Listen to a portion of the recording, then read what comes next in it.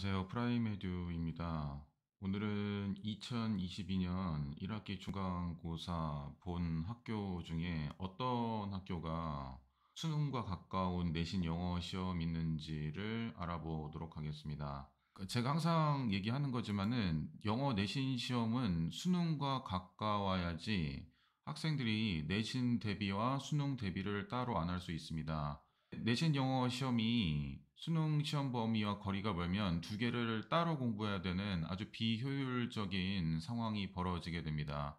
학생들한테도 아주 손해죠.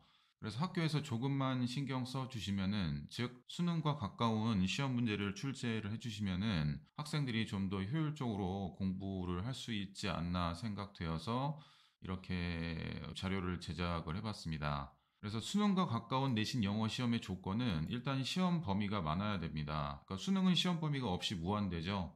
마찬가지로 내신도 시험 범위가 많아야지 수능 시험과 가깝다고 얘기할 수 있습니다. 그리고 변형이 많아야 됩니다. 수능은 시험 범위 자체가 없기 때문에 외울 수가 없는 시험입니다. 근데 내신은 시험 범위가 있기 때문에 많이 보면은 그것에 익숙해져서 감으로 풀 수 있는 문제가 많은데, 변형을 하심으로써 그런 유형의 문제를 많이 줄여주시는 게 수능에 가까운 시험 문제라고 할 수 있겠습니다. 그리고 세 번째는 당연하지만 수능 유형의 문제가 출제되어야 하는데 그렇지 않은 학교가 좀 있어요. 그 다음에 객관식의 비율이 높아야 합니다. 수능 전체가 100%가 객관식이기 때문에 객관식을 많이 출제하시는 게 좋고, 대신에 뭐 내신은 어쩔 수 없이 서술형이 있어야 되니까 그 비율을 최대한 줄이는 게 좋겠죠. 그리고 서술형을 출제하시더라도 서술형에서 비수능 유형이 적어야 된다. 이제 대표적인 게 라이팅입니다. 수능에서 라이팅이 나오지 않기 때문에 서술형에서 이제 라이팅을 내는 학교는 이제 비수능 유형을 많이 출제하게 되시는 거고, 학생들이 라이트 쪽에서 굉장히 많이 효율적이지 않은 공부를 할 수밖에 없습니다. 수능에서 라이팅이 안 나오는데 이제 내신을 위해서, 라이팅을 위해서 암기를 해야 되는 비효율적인 공부를 할 수밖에 없습니다. 그래서 이런 조건을 최대한 많이 갖춘 학교가 어느 학교인지 하나씩 한번 살펴보도록 하겠습니다. 일단 시험 범위를 먼저 말씀드리면은, 그 전에 이제 어떻게 매겼냐면은, 시험 범위 모든 각 항목에 대해서 등수를 매겼고요. 총 11개 학교입니다. 11개 학교 중에서 1등은 11점, 그 다음에 최하위는 1점을 주는 방식으로 계산을 했습니다. 그러니까 시험 범위가 가장 많은 학교는 일단 보전고네요. 그래서 1등이 됐고요. 그 다음에 동백고등학교 2학년이 외부 지문 25개입니다. 백현고등학교 2학년, 신갈고등학교 2학년은 시험 범위가 가장 적었습니다. 백현고는 원래 예전에 이러지 않았는데 좀 문제가 있네요. 뭐 기말고사 때는 시험 범위를 더 늘려주시리라고 생각을 합니다. 특히 고등학교 2학년이 이렇게 시험 범위가 적으면은 학생들한테 별로 도움이 안 될 것 같습니다. 예, 그래서 보전고가 여기서 1등을 차지했고요.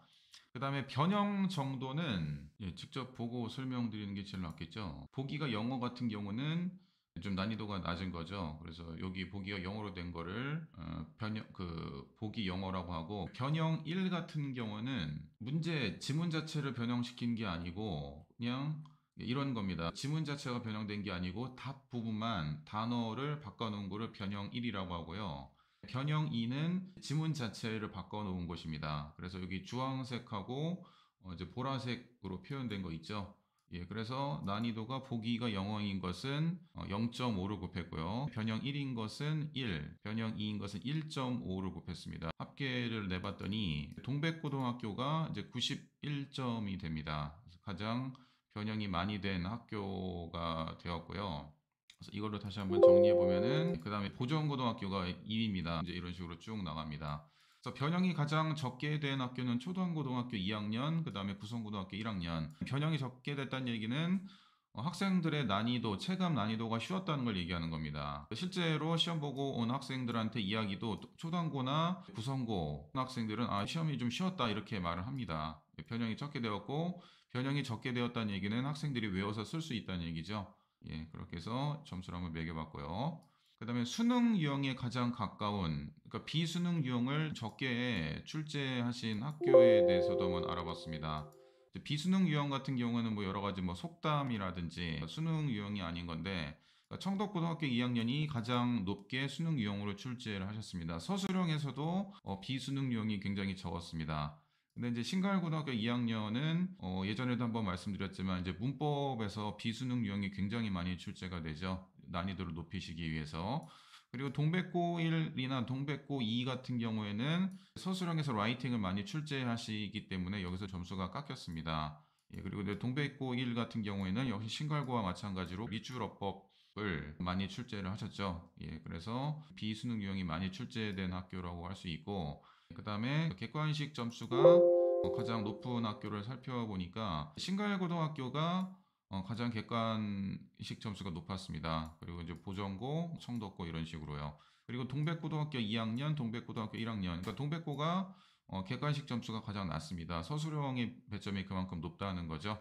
서술형에서 비수능 유형 가장 낮은 학교를 살펴봤는데 백현고 같은 경우에는 비수능 유형이 없었습니다. 백현고등학교 1학년 시험은 외우지 않고도 시험을 충분히 잘 볼 수 있다는 얘기죠. 영작이라든지 이쪽이 없었기 때문에 그렇고, 그 다음에 초당고등학교 같은 경우에는 영작이라든지 비수능 유형의 배점, 동백고 1, 동백고 2, 이쪽도 전부 다 그런 쪽의 배점이 높았습니다. 그러니까 동백고는 변형도 많이 되지만 비수능 유형의 문제가 많이 출제가 되기 때문에 학생들이 느끼는 체감 난이도는 굉장히 어렵다고 할 수가 있겠습니다. 이거는 등수에는 안 들어가는 거지만 객관식 분포입니다. 그러니까 점수가 얼마나 효율적으로 잘 이제 배분이 되었느냐. 예를 들어서 이제 동백고등학교 2학년 같은 경우에는 이제 이런 식으로 됐죠. 1번하고 이제 5번에 점수가 굉장히 균형되게 분포가 되어 있습니다. 편차가 1점밖에 안 되고 전체에서 편차가 차지하는 게 1.6%, 굉장히 분포가 잘 된 겁니다. 분포가 잘 된 학교가 있고 안 된 학교가 있는데 구성고, 동백고 2, 그 다음에 동백고 1 이런 학교들은 굉장히 분포가 잘 돼 있는 거고요. 청덕고 1, 백현고 2, 신갈고 같은 경우에는 분포가 잘 안 돼 있는 겁니다. 선생님이 번호 배분에 신경을 덜 쓰신 거죠. 이런 거는 재미삼아 한번 알아봤으니까 그 나중에 그 객관식 답 찍으실 때 참고하시면 되겠습니다.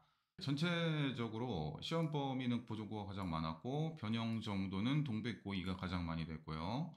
수능 유형으로 많이 출제한 학교는 청덕고등학교 2학년이고요.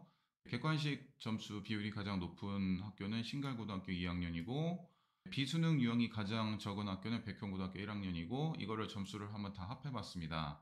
보정고등학교가 이제 1등을 차지했네요. 즉 보정고등학교 1학년이 수능에 가장 가까운 문제를 출제하셨구나 이런 사실을 저희가 알 수 있고요. 그 다음에 청덕고등학교 2학년, 그 다음에 구성고등학교 1학년 이런 식으로 순위가 매겨졌습니다. 초당고등학교 1학년이 안타깝게도 수능과 가장 먼 문제를 출제하셨네요. 그러니까 학생 입장에서 이렇게 효율적이지 않은 그런 문제였습니다. 그 다음에 신갈고2, 동백고1 이런 학교들도 전부 다 수능과 거리가 먼, 어디까지나 뭐 상대적이니까 그냥 재미삼아 참고로 알아두시면 될 것 같습니다. 그래서 뭐 다시 한번 말씀드리지만 이러한 자료를 제작한 게 학생들이 공부를 할 때 그 내신 공부를 하면은 최대한 수능 공부가 될 수 있게 좀 효율적인 공부를 할 수 있게 학교 측에서 도와주시면은 감사하겠습니다. 예, 시청해 주셔서 감사합니다. 이상 프라이머리 학원이었습니다.